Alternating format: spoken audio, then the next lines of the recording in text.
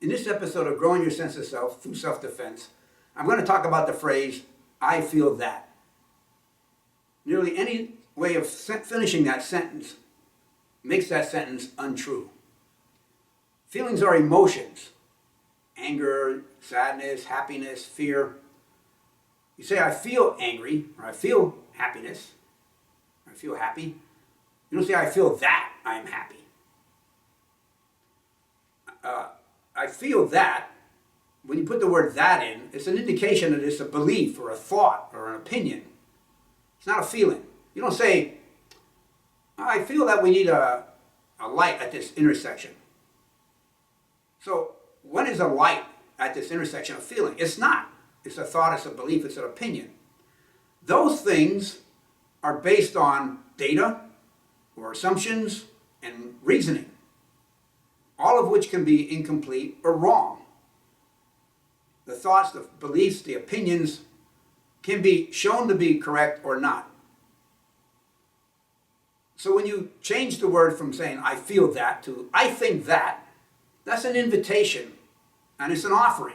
I'm going to offer, I'm going to give you data, I'm going to give you assumptions, I'm going to give you my logic, and there's a challenge for you. You're invited to challenge my belief, my opinion, and my thought with your data and assumptions and logic to either reaffirm my belief, which makes it stronger, it strengthens my belief, which suggests it's more aligned with reality, or it knocks it down or a part of it down, which strengthens me if it's the case that, oh, you know, I didn't think about that, or yeah, that's a piece of data I didn't have. So now I can align my belief systems more closely with reality, external reality. So it's a good thing. It's always good to be tested, to have those belief systems challenged. A feeling has no truth value. It just is. I feel angry. Now, the statement I say I feel angry, that could have a truth value or not. But the experience of me being angry or me being happy or sad has no truth value. It just is. Like the color, red. If I say a shirt is red, that has truth value or not, depending on the lens or the lighting or whatever else, my perception of what colors are. But red itself has no truth value. Feelings have no truth value. So if I start with I feel that, what I'm going to give is not a sentence that can be true or not true. Now, the reason people use the feeling piece, they'll say I feel that, is a dodge. It's a way to avoid a challenge to what their beliefs or their thoughts or opinions are. Because you can't challenge a feel. If I'm saying I feel angry, well, you can't say, no, you don't. Well, I do. It's not up to you. It's up to me what I feel. However, if I say, I think that we need a light at this intersection, then yeah, we can challenge that. No, we don't need that because blah, blah, blah, traffic flows, number of accidents, whatever else it might be. Then we have data we can debate about, we can argue about, we can reach some understanding with. But that's a debatable thing that can be considered true or false, the strength or the validity of the statement.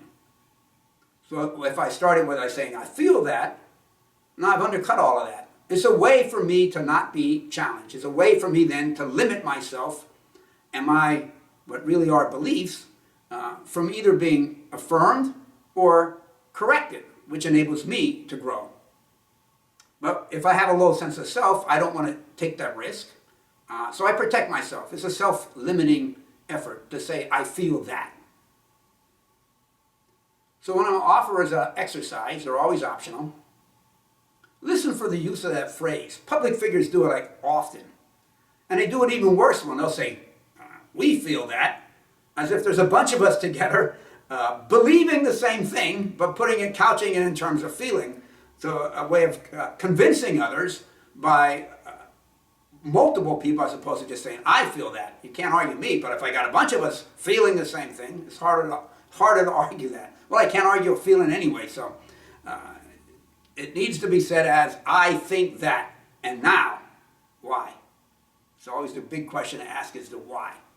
So catch yourself and catch others. I mean, the public figures you generally don't have an opportunity to catch. You can hear them and observe it and see it as an indication of, well, this is an indication of a person maybe a little bit of low integrity or low sense of self, and especially if they say, we feel that. But if you catch yourself saying, I feel that, I think that, X, Y, Z, and the reason I think that is, give the why. Here's the data, here's my assumptions, here's my logic. Or someone is talking to you and they say, I feel that, rephrase what they state.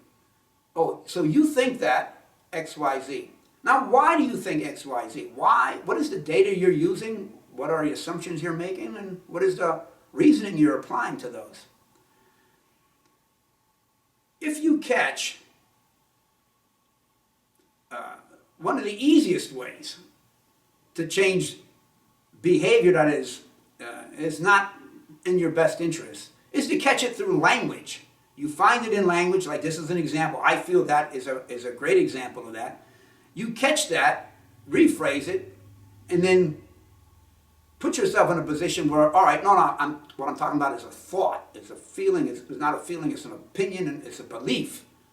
And those things have data associated with them, and they have reason associated with them. And there are things that can be defended externally, aligned externally with a reality.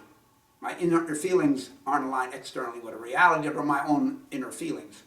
So when you catch yourself using words or catching others using words that are self-limiting, something like I feel that is a self-limiting phrase, catch yourself as one of the easiest ways to reorient yourself to personal growth.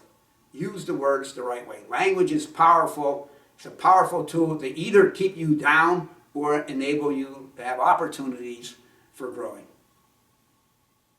Kamsahamnida. Toodles.